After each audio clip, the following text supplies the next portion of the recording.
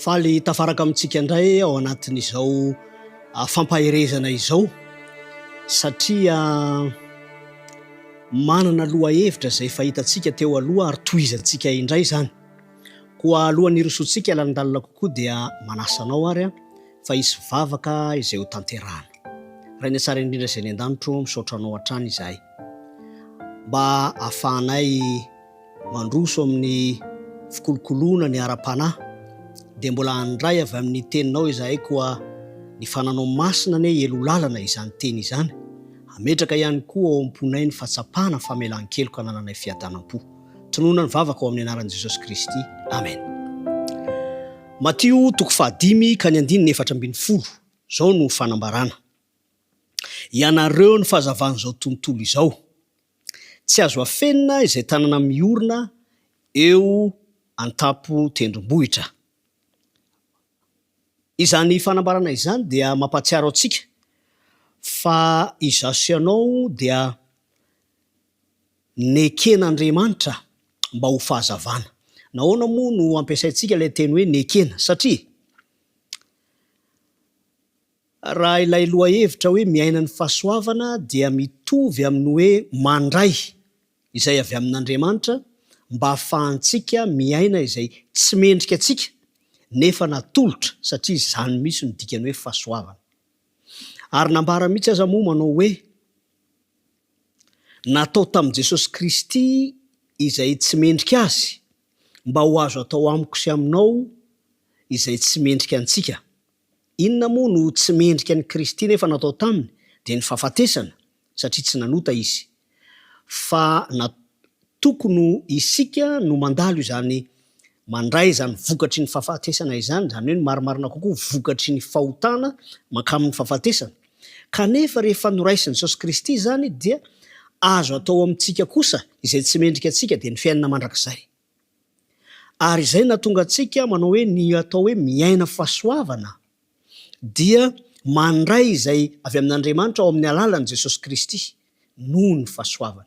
Karaha milaza amintsika ary izy androany manao hoe ianareo ny fahazavan'izao tontolo izao, dia mipetraka ihany ny fanontaniana hoe avy aiza moa no ahafahantsika ho tonga fahazavana?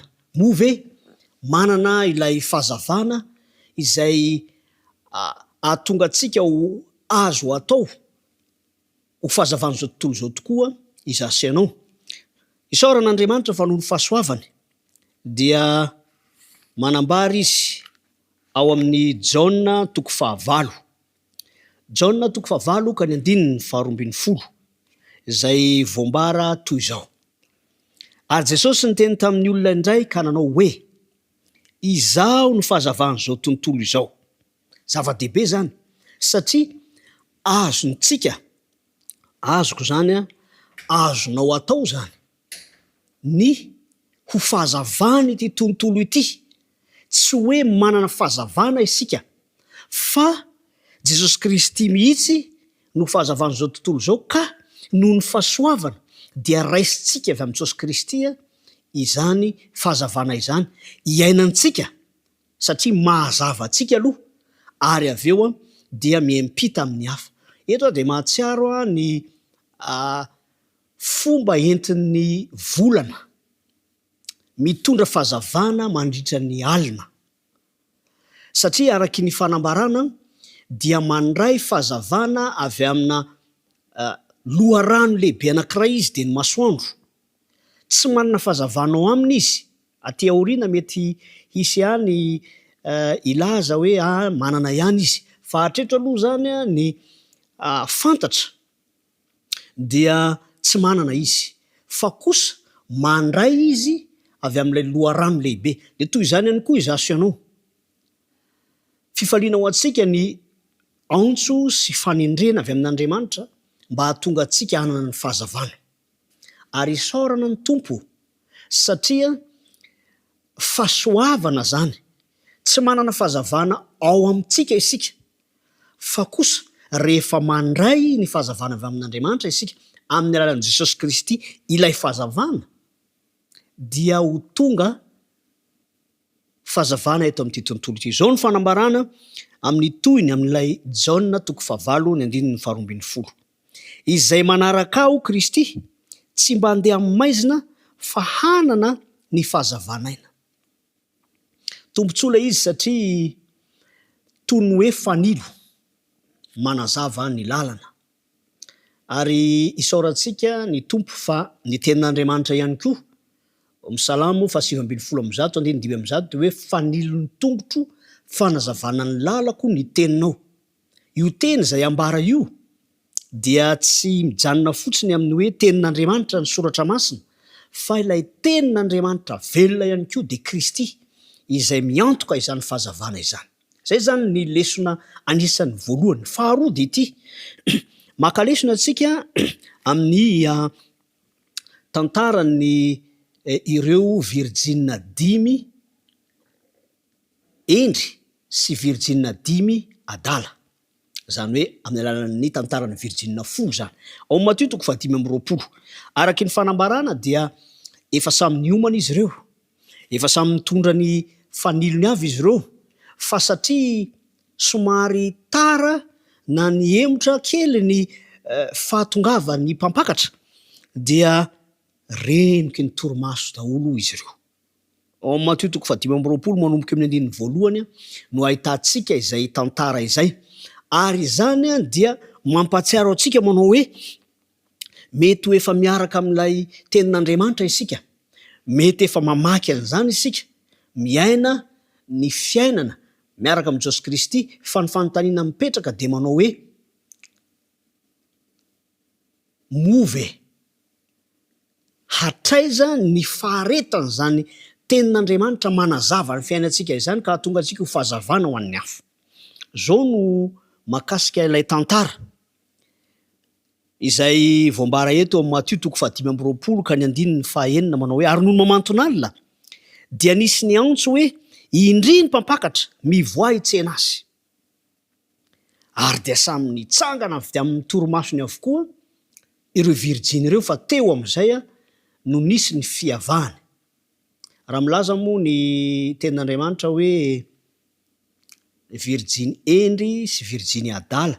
Ilay teny hoe adala eto zany dia tsy araka ilay eritreretintsika mahazatra hoe misy olona izay tsy salama ara-tsaina, tsy zay loatra. Fa ny Korintiana 2:2 ka ny 9:20 dia miresaka ny amin'ny hoe fahadalana ho an'izay ho very, ho an'ny tsy mino ny filazantsara, ny hazo fijaliana. Zany hoe tsy finoana zany. Ka ny tsy finoana zany dia mahatonga ny olona iray tsy hanana faharetana eo amin'ny fahazavana zay raisiny. Ny antony dia satria efa nambara sy naverimberitsika teto fa ny finoana no tanana hoentina mandray izay avy amin'Andriamanitra. Ary raha tohizana aza ilay tantara dia milaza izy manao hoe inona no olana na tonga ilay fiavahana eo amin'ny endry sy ny adala, zany hoe izay miorina amin'ny finoana sy izay tsy miorina amin'ny finoana. Dia voambara fa ilay solika dia ilay solika fitaiza. Rehefa mandeha ny fandiniana makasika azy io arahana avokoa zany ny inona moa zany ny sary anohatra makasika azy io dia hita fa fanahy masina na ny fanan'Andriamanitra izy io, izay mampiredareda ny afo ahatonga n'ilay jiro hazava. Tsy vaovao amintsika zany fa natany amin'ny testamenta taloha aza tao amin'ny efitra masina dia misy ilay fanaovan-jiro 7 ka mampirehitra ireo lelan'afo zany dia ilay diloilo izay atao hoe solika.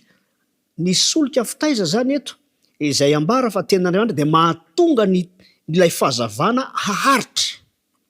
Eo koa zany dia mbola mitohy ihany ny lesona raisintsika manao hoe tsy hikambanana izy io, ka hoe ny fanan'Andriamanitra izay mampahery anao no mitondra tonga dia mamindra fotsiny, fa samy mandray ary samy mampiasa ny finoana mba fanamahazo izany, mba hahatonga ilay fahazavana iredareda. Koa tiako manokana ny tondram-bavaka amin'ity fotoana ity. Ny antony dia satria izao tsy manana fahazavana ao amintsika isika zay azontsika hoentina anazava ity tontolo ity, fa isika aza dia mandray avy amin'i Jesosy Kristy. Izy ilay fahazavana, izy lay loharano lehibe izay tsy mety ritra manana ny fahazavana ahatonga antsika iaina ilay antsoina hoe fahazavanaina. Koa tiako indrindra ny anamafy izany satria araky ny voambara dia ny fanan'Andriamanitra no solika fitaiza hampaharitra ihany koa izany fahazavana izany. Tiako ary ny hanasanao mba hivavaka isika ary iombona amin'izany vavaka izay tanterana izany. Raha ny tsara indrindra izay any an-danitra misaotra anao izay noho ny fahasoavana. Ahatonga anay io fahazavana fa mampianarana ay andeha amin'ny finoana andraisanay ilay fahazavana avy aminao ilay loharano ny tsy mety ritra ary ahatonga anay iaina izany fahazavanaina izany, izarana izany amin'ny hafa ary ahatonga ny manodidina anay hazava. Tsy noho ny fahazavanay izany fa noho izay nandray ny fahazavanao Jesosy Kristy. Koa ho mahomby eo am-pelantananao tokoa ane ny mombanay tsirairay avy, ny fiainam-panahinay ane hitombo amin'izany fanandramana izany. Tonoina ny vavaka ho amin'ny anaran'i Jesosy Kristy. Amen.